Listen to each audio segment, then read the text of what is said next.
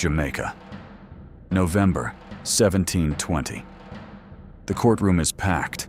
The pirates of Calico Jack's crew are on trial. And honestly, the verdict is already a done deal. They are going to hang. The judge looks down the row of defendants. Most of them can't even meet his eyes. Then he reaches her. She stares right back at him. The judge asks if she has anything to say before he hands down the death sentence. She turns, not to the judge, but to the man sitting in chains right next to her, the captain, the man she chose this chaotic life for. And she says, loud enough for the whole room to hear, "Had you fought like a man, you need not have been hanged like a dog." Her name was Anne Bonny. She was one of the most feared pirates to ever sail the Caribbean. And what happened to her after she walked out of that courtroom is still one of history's greatest unsolved mysteries. Now, the connection here jumps right out at you. Jewelry Bonney. Anne Bonny. Oda rarely makes his historical references this obvious. When he does, it's a massive green light telling us to look closer. Jewelry Bonney is chaotic, completely ungovernable, and she flat out refuses to accept the limits the world tries to force on her. Her devil fruit power, the ability to manipulate age, to literally refuse a fixed identity, is almost too perfect. Because the real Anne Bonny spent her entire life doing the exact same thing. She just did it without a devil fruit. Anne Bonny was born around 1698 in County Cork, Ireland. Her father was William Cormac, a highly successful, respectable lawyer, a man with a reputation to protect. Her mother? The family's maid. Cormac has an affair, a baby girl is born, and suddenly, his perfect reputation is completely ruined. The town finds out, his wife finds out, and it's a total scandal. So, his solution? Disguise the kid. For years, he actually dressed young Anne up as a boy, passed her off as a clerk's apprentice, and brought her right into his own household under a fake identity. Eventually, that whole lie falls apart. So Cormac makes a radical move. He packs up everything, takes his illegitimate daughter and her mother, and boards a ship for the American colonies. They settle in Carolina, and against all odds, her father thrives. He builds a brand new life, buys a massive plantation, and Anne grows up in total comfort. She's wealthy, educated, and by all accounts, incredibly smart. But she also had a fierce, explosive temper that colonial society had absolutely no clue how to handle. There's a famous story from back then, maybe a bit exaggerated, maybe not, that she actually stabbed a servant girl with a kitchen knife during a heated argument. She was only 13 years old. Whether that specific story is true or not, the historical record says the exact same thing across the board. Anne Bonny was not a girl who sat down and took orders. In colonial America, a woman's life had a mandatory script. You get married, you manage a house, you stay quiet. But around 1718, Anne completely tears up that script. Against her father's explicit threats, she marries a guy named James Bonney. James was a small-time sailor with zero money, zero prospects, and, as it turned out, a side hustle as a pirate informant. He literally snitched on pirates to the government for pocket change. Her father is so furious he disowns her on the spot. So now, Anne finds herself married to a guy she completely despises, cut off from her family's fortune, living in the rough, lawless port town of Nassau in the Bahamas. Nassau, the pirate republic, a chaotic, wild, beautiful experiment where people lived entirely by their own rules. For a woman who spent her whole life being told what she was allowed to be, this town was either going to break her or set her completely free. It set her free, because in Nassau, she runs into Calico Jack.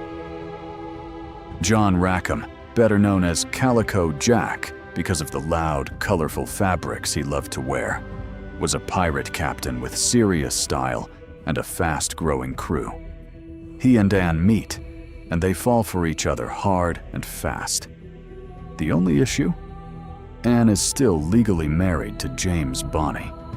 Calico Jack actually goes to the colonial governor, Woodes Rogers, the guy sent to clean up Nassau, and offers to straight up buy Anne's freedom from her husband. Believe it or not, that was a real legal practice back then. But the husband says no, and Governor Rogers threatens to have Anne publicly whipped for adultery. Anne's response to that threat? Classic Anne. She dresses up as a man, slips onto Calico Jack's ship in the dead of the night, and they sail out into the ocean together. She was only about 20 years old, and she never looked back. What followed was 2 wild years of pure piracy in the Caribbean, raiding ships, building a legend, and living completely outside the law.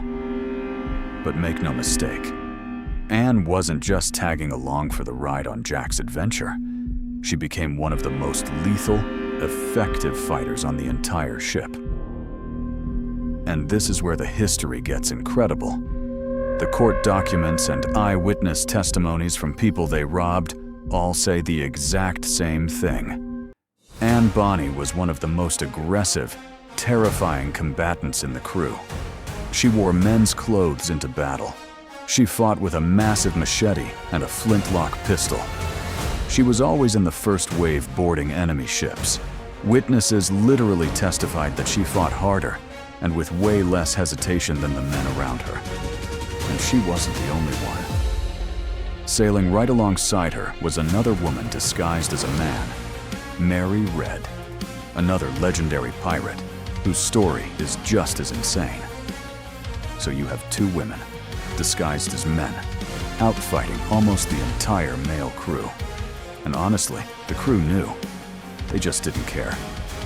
Why would they? The 2 women pulled their weight better than half the guys on board. But then, October 1720 hits. A heavily armed pirate hunting ship commissioned by the governor of Jamaica traps Calico Jack's sloop at night. They launch a surprise attack.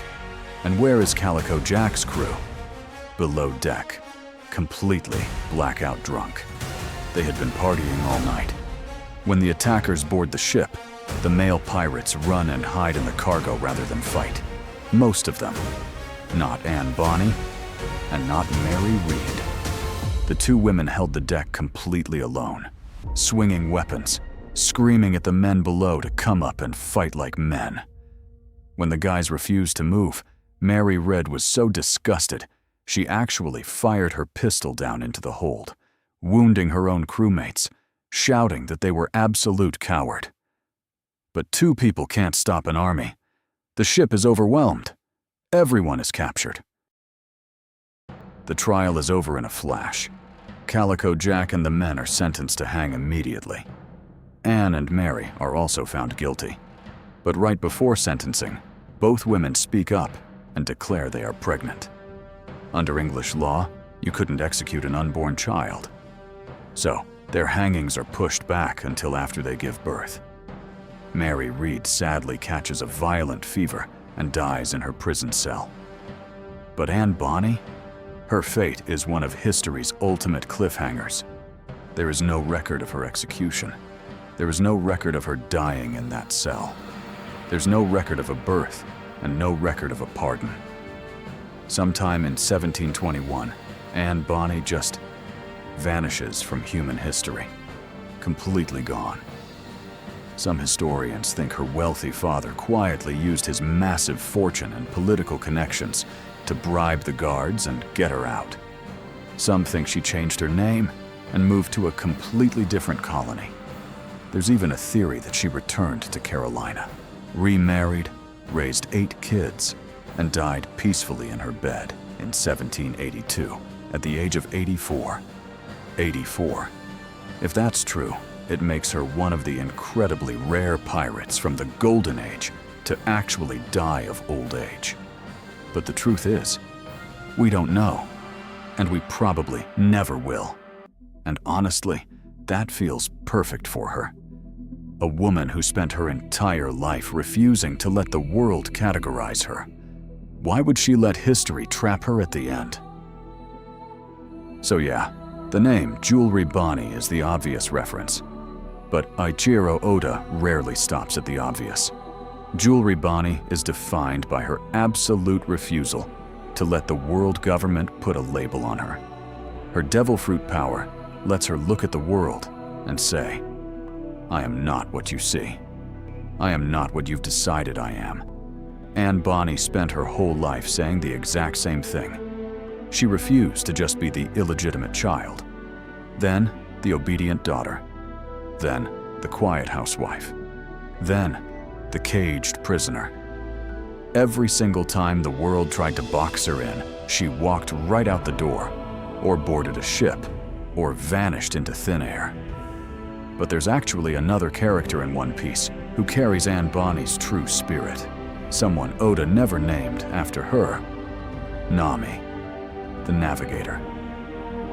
In real life, Anne Bonny was incredibly sharp. She knew how to read the Caribbean, how to plot the routes, how to survive a world that wanted her compliant. And when the ultimate moment of truth came, when that ship was ambushed in the dark and the entire male crew ran downstairs to hide, it was the women who held the deck. Nami doesn't fight like Zoro or Luffy. She isn't the strongest. She isn't a powerhouse. But she shows up. When the crew is scattered, when the odds are completely broken, when everyone else hesitates, Nami is already reading the wind, already 3 steps ahead, already doing exactly what needs to be done. That is the most Anne Bonny thing in all of One Piece. Not the name, not the devil fruit. The woman who stays on deck while everyone is hiding. Because at the end of the day, Anne Bonny's story isn't really about piracy. It's about a question Oda keeps asking us across more than 1,000 chapters. Not, can you fight? Not, are you the strongest? But simply, when everything is on the line, do you show up? Anne Bonny did. Every single time. One Piece is fiction, but the pirates who inspired it were very, very real. Their stories didn't disappear. They became echoes. Echoes of the Grand Line.